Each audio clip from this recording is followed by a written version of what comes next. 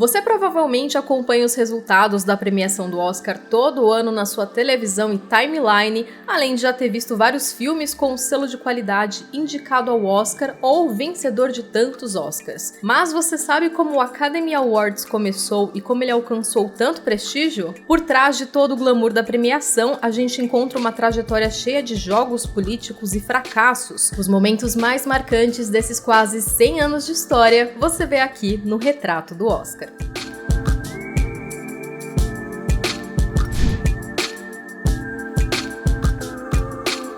Antes de começar, já deixa o curtir no vídeo, assina o canal e comenta qual o próximo tema você gostaria de ver por aqui. A história do Oscar começa com uma casa na praia. Pois é, antes de existir a premiação ou mesmo a Academia de Artes e Ciências Cinematográficas, um dos maiores magnatas da indústria do cinema decidiu construir uma mansão à beira-mar para sua esposa e suas filhas. O nome desse executivo era Louis B. Mayer, um dos M's do MGM, que saiu de uma infância pobre na Rússia para se tornar um dos homens mais ricos de Hollywood. Mayer comprou um terreno na praia de Santa Mônica, na Califórnia, mas quando fez o planejamento com os arquitetos, percebeu que construir uma mansão demanda muito tempo e muito dinheiro, claro. A filha dele, a Irene, tinha uma solução muito lógica para esse problema. Nos estúdios da MGM, quando eles precisavam construir uma casa, isso acontecia literalmente da noite pro dia, e a Irene sugeriu que eles podiam seguir a mesma lógica, era só usar a mão de obra da própria MGM. Louis B. Mayer adorou a ideia e decidiu seguir com esse plano. O chefe de design e o gerente de produção da MGM foram acionados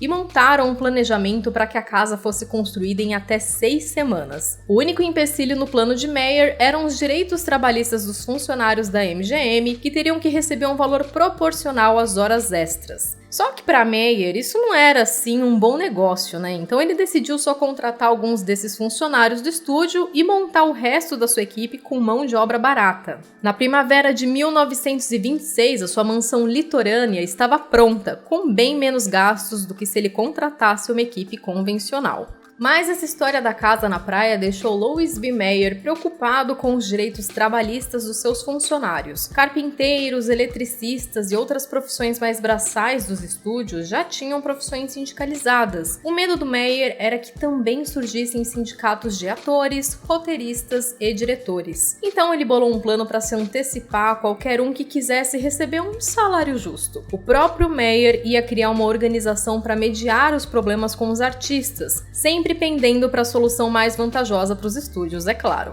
Mayer e outros executivos criaram a Academia de Artes e Ciências Cinematográficas, que começou resolvendo crises midiáticas de atores e organizando cafés da manhã entre os executivos. Em um desses encontros matinais, eles tiveram uma ideia para minar a possibilidade dos artistas formarem sindicatos. O Mayer explicou essa lógica na biografia dele. Eu descobri que a melhor maneira de lidar com os artistas é pendurando medalhas no peito deles. Se eu distribuir prêmios, eles vão se matar para produzir o que eu quero. É por isso que o Academy Awards foi criado. O plano era motivar os artistas sem precisar dar a eles salários e jornadas de trabalho justas. No fim das contas, não deu muito certo, já que em menos de uma década foram criados sindicatos de atores, roteiristas e diretores, dificultando que os estúdios explorassem sua mão de obra. Mas mesmo que o propósito original não tenha se cumprido, a premiação vingou e a academia segue fazendo o Oscar ano após ano, quase um século depois.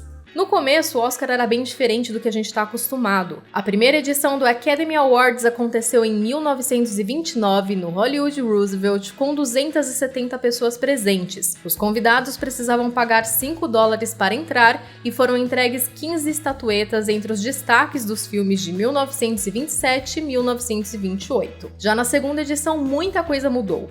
Por exemplo, o primeiro Academy Awards não teve cobertura de imprensa, mas a partir do segundo já houve transmissão ao vivo da estação de rádio de Los Angeles. Outra mudança é que a lista de vencedores do Oscar de 1929 foi anunciada 3 meses antes da cerimônia, mas de 1930 em diante, a academia mantinha segredo e só passava a lista dos vencedores para os jornais no dia da cerimônia, e eles só publicavam quando a festa já tinha acabado. O Oscar continuou funcionando dessa forma até 1940, quando o Los Angeles Times quebrou o embargo e publicou os vencedores antes da cerimônia de entregas acontecer. Desde então, a lista dos vencedores vencedores é mantida em segredo até a entrega das estatuetas. Em 1953, o Academy Awards passou a ser televisionado nos Estados Unidos e no Canadá. 16 anos depois, foi transmitido para mais de 200 países. A essa altura, o Oscar já era o maior evento do cinema mundial. This is indeed a wedding of two great entertainment mediums, with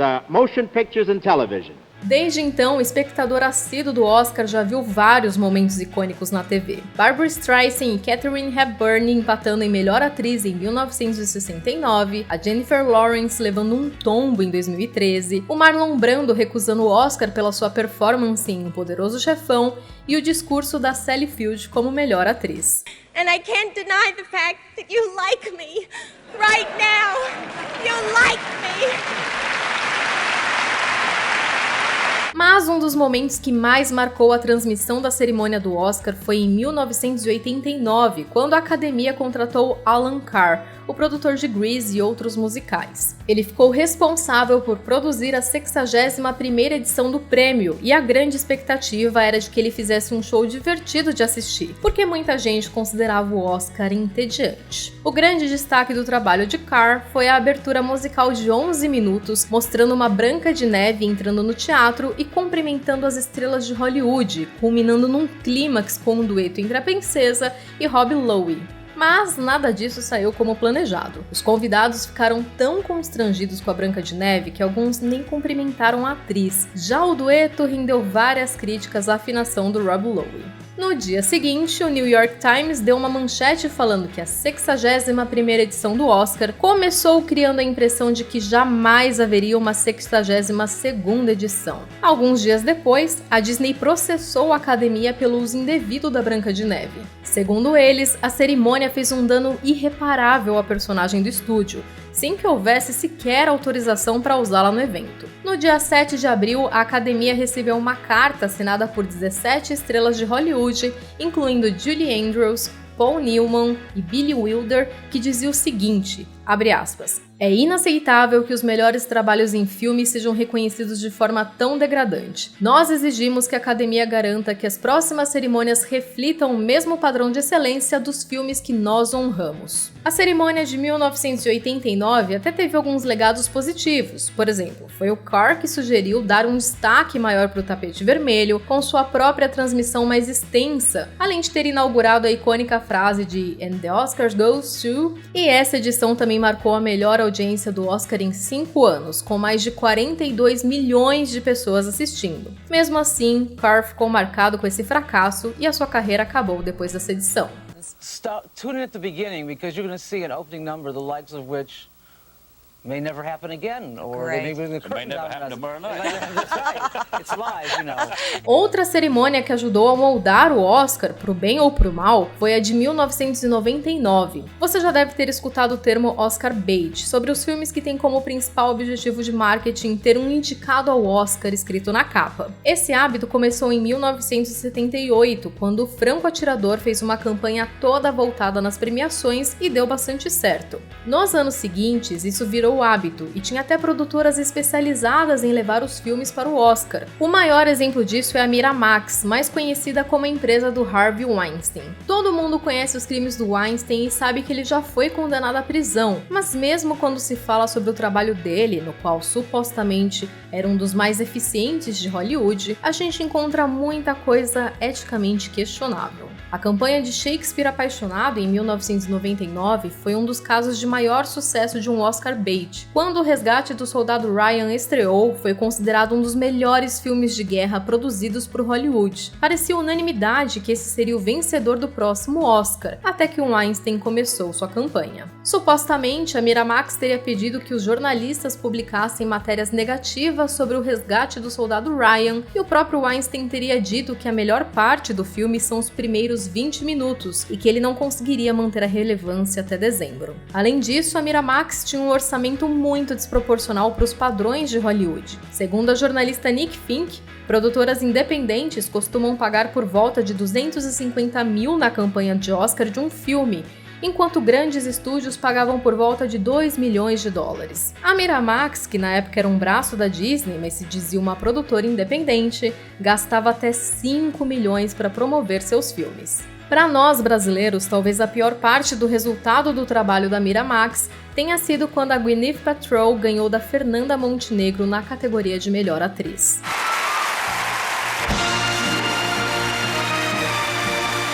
A Fernanda chegou até a fazer um relato do que sentiu naquele dia. Ela falou: "Quando o Oscar acabou, aquela chuva de repórter em cima de mim na entrada não existia na saída. Eu literalmente saí daquele teatro como uma desconhecida. Eu senti uma fome imensa, fome mesmo. Eu queria comer um búfalo até não poder mais de tanta fome. E fomos para uma churrascaria em Hollywood após a festa do Oscar. Foi naquele momento, mordendo um pernil bovino, que eu finalmente chorei. Foi ali que eu senti que o sonho de voltar ao Brasil com o Oscar havia acabado. Eu tava em uma churrascaria americana sem o Oscar. Eu tava chorando." Se parece bairrismo criticar a vitória da Gwyneth Paltrow, eu dou a palavra para Glenn Close, que recentemente falou sobre como premiações são arbitrárias e citou esse Oscar como exemplo. I've never understood how you could honestly compare performances.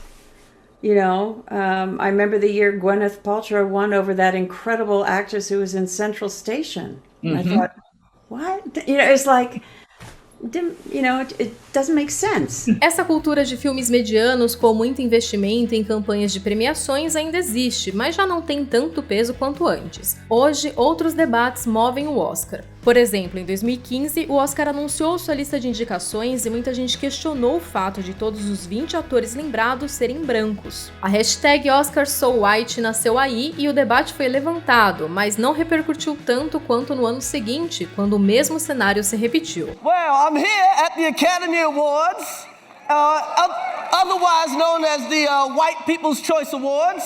Nenhum negro, asiático, latino ou indígena foi indicado, só atores brancos.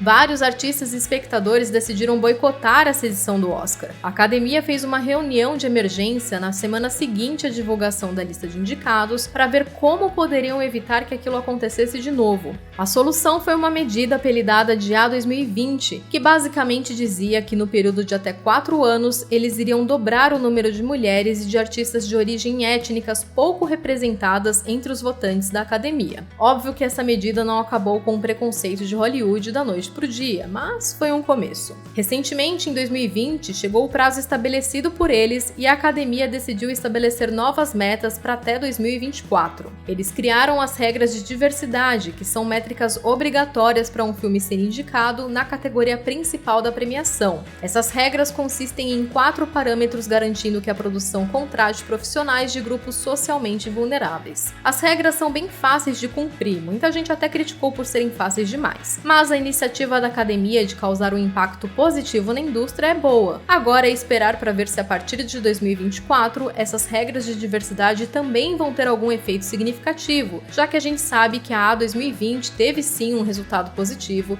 e influenciou na vitória de filmes como Moonlight e Parasita, prêmios merecidíssimos inclusive. E falando em Moonlight, um outro caso da última década que vai constar durante muito tempo como um dos momentos mais marcantes da história do Oscar foi o caso do Envelope Gate, quando La La Land foi anunciado como vencedor de um prêmio que eles não ganharam. There's a mistake. Moonlight, you guys won Best Picture. Moonlight won. Come on, this is not a joke. This is not a joke. I'm afraid they read the wrong thing. This is not a joke. Moonlight has won Best Picture. Moonlight, Best Picture.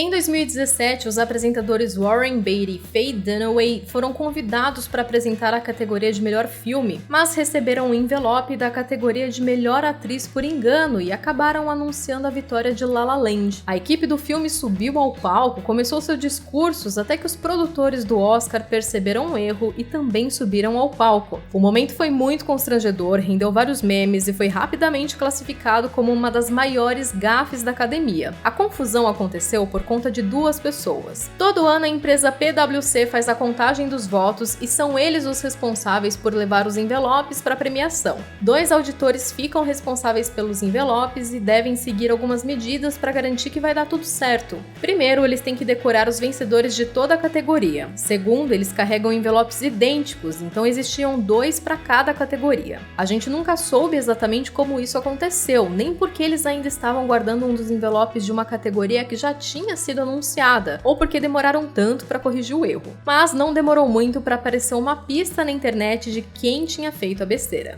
Os auditores dessa edição eram Brian Cullinan e Marta Ruiz, e Brian é o principal suspeito de ter cometido o erro, porque minutos antes de tudo acontecer, ele estava ocupado postando uma foto da Emma Stone nos bastidores do Oscar. A partir do ano seguinte, a academia proibiu os auditores de usar aparelhos eletrônicos durante o evento. Durante esses mais de 90 anos do Oscar, muita coisa mudou. De um pequeno evento de 270 pessoas, hoje ele acontece no Dolby Theatre, com capacidade para mais de 3.300 pessoas. O Oscar pode ter nascido como um meio de dificultar os direitos trabalhistas de atores, diretores e roteiristas e ter feito muitas escolhas questionáveis durante os anos de premiação. Mas é de se analisar que, apesar de tantos tropeços, existe um esforço genuíno da premiação de incentivar o avanço da indústria do cinema, e tudo indica que a história do Oscar não deve acabar tão cedo. Claro que um vídeo só não daria conta de citar todos os melhores momentos dos 92 anos de Oscar, então fala pra gente nos comentários